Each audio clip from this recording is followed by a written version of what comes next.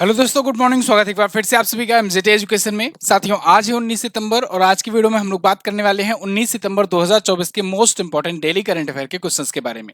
Video को start करते हैं बिना किसी देरी के। सबसे पहले रिवीजन करेंगे लास्ट डे के सेगमेंट का, उसके बाद आज की करंट अफेयर तक पहुंचेंगे। तो कल हम लोगों ने पढ़ा था कि दिल्ली के नए मुख्यमंत्री के रूप में शपथ ले ली है आतिशी मारलेना ने। एसएसबी के नए महानिदेशक नियुक्त किए गए हैं अमृत मोहन प्रसाद। और अभी हाल ही में कोविड का नया वेरिएंट जैक वेरिएंट जो है ये विश्व भर में तेजी से फैल रहा है। जर्मनी से ये निकलना शुरू हुआ है। इसके अलावा एशियाई हॉकी चैंपियंस ट्रॉफी भारत ने जीत लिया है चीन को हरा करके। और अभी दो स्थान अहमदाबाद और भुज को जोड़ने वाली कनेक्ट करने वाली नमो भारत रैपिड रेल की शुरुआत की गई। पीएम मोदी ने इसकी शुरुआत की। ये भारत की पहली नमो भारत रैपिड रेल है। इसे वंदे मेट्रो भी कहा जाता है। युवल नोवा हरारी जो है ये एआई पर आई इनकी पुस्तक है नेक्सस। ये काफी ज्यादा चर्चे में है पुस्तक, इसको आप याद रखना। इसके अलावा कल हम लोगों ने पढ़ा था कि उपराष्ट्रपति जगदीप धनखड़ जी ने महाराष्ट्र में 433 औद्योगिक प्रशिक्षण संस्थानों में संविधान मंदिर का उद्घाटन किया है। इसके अलावा चीन के शंघाई शहर में 75 वर्षों में सबसे भारी तूफान आया है। नाम है typhoon Bebinca. South Indian international movie awards में बेस्ट एक्ट्रेस क्रिटिक्स का अवार्ड जीती हैं ऐश्वर्या राय बच्चन। और अभी हाल ही में राजभाषा कीर्ति पुरस्कार से सम्मानित किया गया है एनएमडीसी लिमिटेड को। तो ये टॉप 10 करंट अफेयर के क्वेश्चंस थे कल की वीडियो से, जिनका आपने किया 1 मिनट में रिवीजन वन लाइनर फॉर्मेट में। वन लाइनर का अगर आपको ई बुक चाहिए ना, तो उसकी भी ई बुक आपको दी जाती है, आप एमजेटी ऐप पर जाकर ले सकते हो। इसके अलावा डिटेल ई बुक तो मिलेगी ही, हमारे वीडियो कोर्सेज वगैरह भी मिलेंगे और फ्री क्विज और फ्री पीडीएफ भी आपको मिलेगी हर दिन की। ठीक है ना। शुरू करते हैं। पहला क्वेश्चन है, हाल ही में प्रधानमंत्री नरेंद्र मोदी जी ने कहां पर सुभद्रा योजना का शुभारंभ किया? तो प्रधानमंत्री नरेंद्र मोदी जी ने अभी ओडिशा में जाकर सुभद्रा योजना का शुभारंभ किया है। साथियों, अगर आपको याद हो तो पिछले महीने यानी अगस्त महीने में मैंने आपको बताया था कि ओडिशा सरकार ने सुभद्रा योजना लॉन्च करी हुई थी, है ना। लेकिन पीएम मोदी जी ने कहा इसको हम उद्घाटन या कहें शुभारंभ करेंगे अपने बर्थडे पर। तो 17 सितंबर को जब इनका बर्थडे था तब जाकर के इन्होंने इस योजना का शुभारंभ किया। कहां पर? ओडिशा में। सुभद्रा योजना मैंने उस टाइम भी आपको समझाई हुई थी कि इस योजना के तहत होगा क्या कि 50,000 रुपए की धनराशि दी जाएगी अगले 5 सालों में महिलाओं को। किन महिलाओं को? जो 21 वर्ष से ऊपर और 60 वर्ष तक की आयु की हैं उन महिलाओं को। तो टोटल ऐसी 1 करोड़ महिलाएं ओडिशा की जो हैं वो इससे लाभान्वित होने वाली हैं। और इस योजना के तहत 50,000 रुपए उनको 5 सालों में दिए जाएंगे। लेकिन 50,000 जो दिए जाएंगे वो 10-10 हजार करके 5 सालों में 5 किस्तों में दिए जाएंगे। एक्चुअली में 10 किस्तें रहेंगी, 5 वर्षों में 10-10 हजार करके दिए जाएंगे प्रतिवर्ष। और प्रतिवर्ष जो 10,000 होगा उसको भी 2 किस्त में दिया जाएगा, यानी 5-5 हजार की किस्त में। नहीं समझे? फिर से समझो। यानी प्रत्येक वर्ष 2 तारीख ऐसी चुनी जाएगी, एक राखी पूर्णिमा और एक अंतर्राष्ट्रीय महिला दिवस, जब 5-5 हजार रुपए दिए जाएंगे। तो यानी कि एक वर्ष में हो जाएगा टोटल 10,000 और ऐसे ये चलेगा 5 बार। ठीक है ना। तो 5 वित्तीय वर्ष में दिया जाएगा। 55,825 करोड़ रुपए खर्च किए जाने हैं इसके तहत। तो भुवनेश्वर उड़ीसा में पीएम मोदी ने इसका उद्घाटन किया हुआ है। क्लियर है ना। आगे बढ़ते हैं। ये उड़ीसा है। उड़ीसा अगर आप देखोगे मैप में यहाँ पर है। ये राजधानी इसकी भुवनेश्वर है दोस्तों। मोहन चरण मांझी बीजेपी पार्टी से नए सीएम हैं, उनको याद रखना। रघुबर दास यहाँ के गवर्नर हैं। चिल्का लेक यहाँ पर है। चिल्का लेक जब भी आती है, बहुत बार आपको बहुत सारे 3 पॉइंट बताता हूँ कम से कम। पहला पॉइंट इसका ये कि एक तो ये खारे पानी की सबसे बड़ी झील है। दूसरा पॉइंट, ये किस प्रकार की झील है ये भी पूछा जाता है, तो आप बताओगे लैगून टाइप की झील है, लैगून झील। तीसरा टाइप का इसका क्वेश्चन बनता है दोस्तों कि ये भारत की पहली रामसर साइट है। First Ramsar site of India है चिल्का लेक। इसके अलावा यहाँ पर उड़ीसा में ही अंशुपा लेक भी है, कांजिया झील भी है, सिमलीपाल राष्ट्रीय उद्यान, नंदनकानन जूलॉजिकल पार्क, चंदका हाथी विहार, भीतरकनिका नेशनल पार्क है। भीतरकनिका नेशनल पार्क के बारे में भी एक क्वेश्चन बनता है कि दोस्तों ये भारत का दूसरा सेकेंड लार्जेस्ट मैग्रेव रीजन है। सेकेंड लार्जेस्ट मैग्रेव क्षेत्र है ये। ठीक है ना। मैग्रेव क्षेत्र है। भारत का सबसे बड़ा मैग्रोव क्षेत्र कहाँ है? तो आप बताओगे सुंदरवन का जो नेशनल पार्क है ना पश्चिम बंगाल में, वहां पर है। भीतरकनिका नेशनल पार्क दूसरा सबसे बड़ा मैग्रोव वन क्षेत्र है। घुमरा, छाऊ, सांवरी, पैका, गरुड़ाहन ये प्रमुख लोक नृत्य हैं। 30 जिले हैं यहाँ पर, 147 विधानसभा में सीटें हैं और 21 लोकसभा में और 10 राज्यसभा में यहाँ से सीट जाती है उड़ीसा से। क्लियर है। चलिए अगला, आप कमेंट करके बताइए यहाँ के पूर्व मुख्यमंत्री कौन थे? बहुत लंबे समय तक कार्यकाल रहा उनका, कमेंट करके जरूर बताइए। अगला क्वेश्चन, टाइम मैगजीन की विश्व की सर्वश्रेष्ठ कंपनियों की सूची में भारत में मुख्यालय वाली सर्वश्रेष्ठ कंपनी कौन सी है? विश्व की सर्वश्रेष्ठ कंपनियों की लिस्ट आई एक, उसमें देखा गया कि भारत में जिसका हेडक्वार्टर है उनमें सबसे ऊपर कौन है। तो ये टाइम मैगजीन ने रिलीज करी हुई है और इसमें बताया गया कि HCL टेक जो है, हिंदुस्तान कंप्यूटर्स लिमिटेड टेक्नोलॉजी, इस कंपनी को भारत में हेडक्वार्टर वाली कंपनियों की लिस्ट में टॉप पर रखा गया है। ठीक है, HCL टेक कंपनी वही HCL वाली ही है, पूरा नाम इसका HCL टेक है, तो कंफ्यूज मत होना कि कोई और कंपनी है, ऐसा नहीं है, वही वाली कंपनी है। तो यहाँ HCL टेक जो है ये वर्ल्ड की बेस्ट कंपनीज में भारत में हेडक्वार्टर वाली कंपनियों में टॉप पर रही है। कर्मचारी संतुष्टि के मामले में, राजस्व वृद्धि यानी रेवेन्यू ग्रोथ के मामले में, स्थिरता स्टेबिलिटी के मामले में, इन सब मामलों में ये देख करके इवेलुएट किया गया तो पता चला ये टॉप है। दुनिया में भी टॉप 10 में भी ये स्थान हासिल की हुई है। HCL टेक की स्थापना 1976 में की थी शिव नादर ने, और इनकी बेटी रोशनी नादर मल्होत्रा जो है ये वर्तमान में चेयरपर्सन है। अच्छा, रोशनी नादर मल्होत्रा के बारे में अगर आपको याद हो तो अभी फ्रांस का सबसे बड़ा नागरिक सम्मान इनको दिया गया है, फ्रेंच सेवेलियर डी होनूर करके, तो वो अवार्ड भी ये अभी पाई हुई है, ये बात याद रखना। नोएडा में इसका हेडक्वार्टर है, अक्सर लोग मुंबई लगा देते हैं हेडक्वार्टर, तो HCL का हुआ, इसके अलावा आपका ये पेटीएम का हुआ, इन सब का हेडक्वार्टर नोएडा में है, नोएडा उत्तर प्रदेश में। ठीक है, अगला अगला क्वेश्चन है, हाल ही में किस स्थल को एशिया में सर्वाधिक फोटोजेनिक यूनेस्को विश्व धरोहर स्थल घोषित किया गया? तो साथियों अभी हाल ही में एशिया में सबसे ज्यादा फोटोजेनिक यूनेस्को विश्व धरोहर स्थल घोषित किया गया है अंकोर वाट मंदिर कंबोडिया का। कंबोडिया में स्थित अंकोर वाट मंदिर जो है एशिया में आज के टाइम पर सबसे ज्यादा फोटोजेनिक यूनेस्को विश्व धरोहर स्थल बना हुआ है। इस रिपोर्ट को जारी किया है साथियों टाइम ट्रेवल्स ने। टाइम ट्रेवल्स एक एजेंसी है, उसके द्वारा ऐसी रिपोर्ट जारी की गई है। इसमें यह बताया गया है कि जितने भी यूनेस्को के विश्व धरोहर स्थल हैं उनमें सबसे ज्यादा फोटोजेनिक कौन से हैं, और खास बात ये एशिया में कौन से ऐसे स्थल हैं यूनेस्को के विश्व धरोहर स्थल जो सर्वाधिक फोटोजेनिक हैं, उनकी लिस्ट ये है। ठीक है, इसको देख करके कंफ्यूज मत होना कि इसको यूनेस्को ने जारी किया है, नहीं, इसको टाइम ट्रेवल्स ने जारी किया है। टाइम ट्रेवल्स ने देखा है कि वो यूनेस्को विश्व धरोहर स्थल, मतलब कि यूनेस्को की वर्ल्ड हेरिटेज साइट की लिस्ट में वो शामिल स्थल जो एशिया में सर्वाधिक फोटोजेनिक हो, उनकी लिस्ट है ये। तो उसमें कंबोडिया का ये अंकोर वाट मंदिर टॉप पर है। भारत में अगर देखा जाए तो ताजमहल टॉप पर है, हम्पी टॉप पर है। आप कमेंट करके बताओ हम्पी कहाँ पर स्थित है। Great wall of China top पर चाइना में है। म्यांमार में बागान का प्राचीन शहर ये टॉप पर है। म्यांमार को आप जानते हो गोल्डन पैगोडा वाला देश भी कहते हैं। इंडोनेशिया में बोरोबुदुर जो है ये टॉप पर है। ठीक है, तो ये ऐसे लिस्ट जारी की गई है टाइम ट्रेवल्स के द्वारा। ठीक, चलिए, और कंबोडिया का अंकोर वाट मंदिर 9वीं और 13वीं शताब्दी के बीच बनवाया गया था। एक और जरूरी बात, आरआरबी एनटीपीसी में देखो ये जो बैच है अर्जुन बैच, इसका एडमिशन क्लोज होने वाला है कल, और बहुत बहुत धन्यवाद आप सभी का। कल शाम तक 1000 एडमिशन इसमें कंप्लीट हो चुके हैं। तो आप में से भी जो भी कोई एडमिशन लेना चाहता है तो कल तक ले सकता है 399 में, इसके बाद 399 वाला ऑफर इसका एंड हो जाएगा। तो कल तक एडमिशन ओपन है, बिल्कुल बेसिक से पढ़ाया जा रहा है, डेमो वगैरह भी दिया गया है। आप जाकर के एमजेटी ऐप पर डेमो वगैरह भी लेकर क्लास ले सकते हो। कोई भी डाउट हो, कोई भी इसके बारे में जानकारी चाहिए तो आप व्हाट्सएप करके हमसे पता कर सकते हो इसमें और क्या क्या चीजें मिल रही हैं, कैसे कैसे क्या क्या फीचर्स मिलेंगे। वैसे एमजेटी ऐप पर जाकर आप वीडियो कोर्स में जाओगे तो आपको ये वीडियो कोर्स रेलवे एग्जाम में दिख जाएगा कैटेगरी में, वहां से जाकर एमजेटी कूपन कोड यूज करना, MJT 50। ठीक है, तो MJT 50 कूपन कोड यूज करोगे तो आपको 50% का डिस्काउंट यानी 399 में ये बैच मिल जाएगा सिर्फ कल तक के लिए। ठीक है, कल रात 12 बजे तक। अगला, सितंबर 2024 में किसको बंदरगाह मंत्रालय का ब्रांड एम्बेसडर बनाया गया?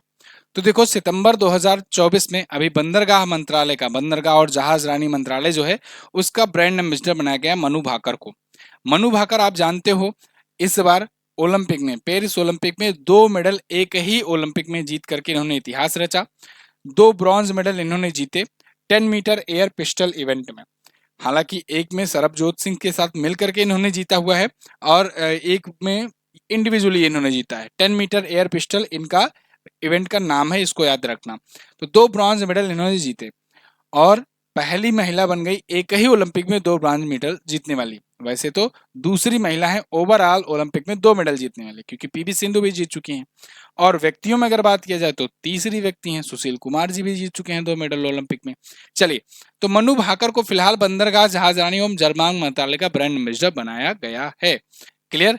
पेरिस ओलंपिक की बात आई है तो पेरिस ओलंपिक में भारत को दोस्तों इस बार मिले 6 मेडल, और ये जो 6 मेडल थे, 6 मेडल में 1 सिल्वर था और 5 ब्रॉन्ज मेडल था, कोई गोल्ड नहीं आया। अगला, यहाँ पर कुछ और एम्बेसडर हैं पिछले दिनों की, इसको आप देख सकते हो, वैसे बहुत ज्यादा इंपॉर्टेंट है नहीं इसमें, ठीक है ना। अगला देखते हैं, हाल ही में कहां पर आपदा प्रबंधन पर 2 दिवसीय राष्ट्रीय संगोष्ठी अभ्यास AIKYA का आयोजन किया गया। आइक्या, तो आइक्या का आयोजन अभी हाल ही में चेन्नई में किया गया है, तमिलनाडु में। ये आपदा प्रबंधन पर 2 दिवसीय अभ्यास था। आपदा प्रबंधन मतलब जैसे कोई डिजास्टर आ जाता है, कोई बाढ़ वगैरह आ जाती है, खास करके बाढ़ ही आती है यहाँ पर, तो ऐसा कोई सिचुएशन आ जाता है या बारिश बहुत ज्यादा हो जाती है, तो कैसे सब लोग मिल करके वहां पर नागरिकों की सुरक्षा सुनिश्चित कर सकें, उनको इवैक्यूएट कराना हो या उनको उनकी जो भी हेल्प करनी हो वो कर सके, इसके लिए ये एक्सरसाइज किया गया, अभ्यास किया गया। और ये था AIKYA अभ्यास 18 और 19 सितंबर 2024 को आयोजित हुआ। इसमें राष्ट्रीय आपदा प्रबंधन प्राधिकरण यानी NDRF की टीम लगी थी, सेना का दक्षिणी कमान लगा हुआ था, इसके अलावा रेलवे, नागरिक उड्डयन, स्वास्थ्य, IMD ये सब भी मिलकर के इसमें अपना अपना योगदान दिए। तो तमिलनाडु के चेन्नई में 18 से 19 सितंबर को इसका आयोजन किया गया है, 2 दिवसीय संगोष्ठी का। अगला देखते हैं, हाल ही में तमिलनाडु के राज्यपाल ने किसके द्वारा लिखी गई पुस्तक श्री राम इन तमिलगम इसका विमोचन किया। तो ये नई पुस्तक आई है श्री राम इन तमिलगम। इस पुस्तक को लिखा है दोस्तों डॉक्टर DK हरि और डॉक्टर DK हेमा ने, दोनों ने मिलकर के इस पुस्तक को लिखा है और इसका विमोचन किया है तमिलनाडु के राज्यपाल ने। RN रवि जी वर्तमान में तमिलनाडु के गवर्नर हैं, इन्होंने इसका पुस्तक का विमोचन किया है, ये है, ठीक है। तो ये DK हरि और DK हेमा की ये पुस्तक है श्री राम इन तमिलगम एंड इंस्पायरेबल बॉन्ड, ये पूरा पुस्तक का नाम है। ओके, भगवान राम के ऐतिहासिक और सांस्कृतिक संबंध का संवेषण करती है ये पुस्तक। पिछले दिनों में जो पुस्तकें आई हैं रिवीजन करेंगे आज। फिर कल हम लोगों ने बात किया था नेक्सस पुस्तक का, युवल नोवा हरारी ने लिखा है, इजरायली व्यक्ति हैं। A journey from black gold to white Kuldeep Gupta ने लिखा है। द साइंटिस्ट एंटरप्रेन्योर इसको कल्पना शंकर ने लिखा है। तरुण चुग की पुस्तक आई है PM मोदी के ऊपर, मोदीज गवर्नेंस ट्रायम्फ। भीम सिंह की पुस्तक आई है भारत के 75 महान क्रांतिकारी, और वी सुब्रमण्यम ने लिखी है पुस्तक India at 100। Call of the गिर पुस्तक परमिल नाथवानी ने लिखी हुई है। ओके, आगे बढ़ते हैं। हाल ही में ICC अंपायर के रूप में नामांकित होने वाली पहली पाकिस्तानी महिला कौन बनी। तो ICC के अंपायर के रूप में नॉमिनेट होने वाली, सेलेक्ट होने वाली पहली पाकिस्तानी महिला बन गई हैं सलीमा इम्तियाज। सलीमा इम्तियाज आपको यहां पर दिख रही हैं। अब ये ICC द्वारा समझ लो एक प्रकार से वेरीफाइड हो गई हैं कि ये अब अंपायर रहेंगे। एशिया काउंसिल में, एशिया क्रिकेट काउंसिल में कई बार ये अंपायरिंग कर चुकी हैं, लेकिन ICC की लेवल का दर्जा अब जाकर इनको मिला है। अंतरराष्ट्रीय महिला क्रिकेट में अंपायरिंग के लिए अब ये पात्र हो गई हैं। आने वाली पाकिस्तान और दक्षिण अफ्रीका की सीरीज में, T20 सीरीज में ये अंपायरिंग भी करती हुई नजर आएंगी। अच्छा, एक और इंटरेस्टिंग बात कि ICC के नए चेयरमैन अब बन गए हैं जय शाह, है ना, जय शाह बन गए हैं ICC के चेयरमैन। अब देखना होगा कैसा क्या रहता है। फिलहाल ये BCCI के पूर्व सचिव थे, अभी ये ICC के नए चेयरमैन बने हुए हैं, नवंबर में अपना पद ग्रहण करेंगे। 2008 में PCB महिला अंपायर पैनल में ये शामिल हुई थी सलीमा इम्तियाज। अगला, हाल ही में किस देश में भीषण सूखे के चलते भुखमरी दूर करने के लिए 200 हाथियों को मारने की योजना बनाई गई। कौन सा ऐसा देश है जहां सूखा और भुखमरी से बचने के लिए हाथियों को मारा जा रहा है, और वो भी एक दो नहीं 200 हाथियों को मारने की योजना बनाई जा रही है। ऐसा वो देश है जिम्बाब्वे। बहुत इंपॉर्टेंट न्यूज है, कल इस पर मैं आपको वीडियो देने वाला था लेकिन समय नहीं मिल पाया और टॉपिक्स पर वीडियो आए। फिलहाल इसको याद रखिएगा कि 200 एलिफेंट मारे जा रहे हैं। ऐसी क्या मजबूरी आ गई है? मजबूरी है El Nino effect. El Nino क्या होता है इस पर सर्च करना, मैंने वीडियो दी हुई है, 1-2 साल पहले दी थी, अल नीनो इफेक्ट के बारे में बताया था, समझाया था। फिर से आप कहोगे तो आज इस पर एक डिटेल सेशन कर दूंगा। तो अल नीनो इफेक्ट के कारण यहाँ पर स्थिति बहुत ज्यादा बुरी हो गई है। अल नीनो इफेक्ट की वजह से फसलें बर्बाद हो जाती है, भुखमरी आ जाती है। तो यहाँ भुखमरी आ गई और पूरे दक्षिणी अफ्रीका में खाद्यान्न की कमी हो गई। इसकी वजह से कहीं हाथी ना खाद्यान्न का यूज इस्तेमाल करें, पानी ना पी जाएं, भूखमरी, सूखा ये सब चल रहा है यहाँ पर, तो इसलिए हाथियों को मारा जा रहा है, जिससे हाथी अगर कम रहेंगे संख्या में, ये तो वही बात हुई ना कि आपके घर में संख्या बहुत ज़्यादा है तो बच्चों की, और उसके बाद फिर आपके पास उतना खाना एनर्जी स्टोर नहीं हो पा रहा तो आप बच्चों को मरवा दो, कुछ ऐसा ही सिचुएशन यहाँ पर आया हुआ है। ये हाथियों को मरवा रहे हैं, कारण ये है यहाँ बहुत ज़्यादा हाथी हो गए हैं। यहाँ पर 84,000 से ज़्यादा हाथी हैं, जबकि इनकी कुल क्षमता 55,000 हाथियों तक को ही संभालने की है। बहुत ज़्यादा यहाँ पर हाथी हैं। जिम्बाब्वे एक अफ्रीकी कंट्री है। अगर मैं आपको मैप में दिखाना चाहूँ तो ये अफ्रीका महाद्वीप है। यहाँ पर आपको यहाँ जाम्बिया आपको दिख जाएगा, नीचे इसके जिम्बाब्वे दिख जाएगा, है ना। Zimbabwe, Botswana, Namibia. एक्चुअली में अल नीनो इफेक्ट से ये पूरा का पूरा दक्षिण अफ्रीका रीजन ही, ये सभी अफ्रीकी देश प्रभावित है ना। जिम्बाब्वे में इसलिए चर्चे में है क्योंकि ये 200 हाथियों को मरवाने की घोषणा कर दिया है।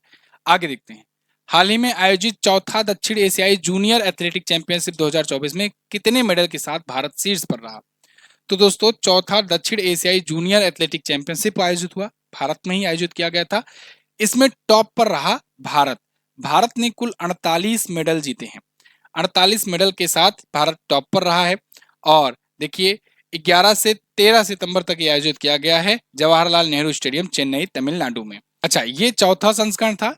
पहला संस्करण हुआ था दोस्तों श्रीलंका में, दूसरा भारत में हुआ था रांची में, और तीसरा फिर से श्रीलंका में हुआ था, चौथा फिर से भारत में हुआ। मतलब भारत श्रीलंका चल रहा है। मेडल टैली की अगर बात करें तो यहाँ पर देखो मेडल टैली है ये। भारत 21 गोल्ड, 22 सिल्वर और 5 ब्रॉन्ज मेडल के साथ टोटल 48 मेडल जीत करके टॉप पर बना हुआ है मेडल टेबल में। दूसरे पर श्रीलंका है, तीसरे पर बांग्लादेश है। ठीक है जी, चलिए आगे बढ़ते हैं।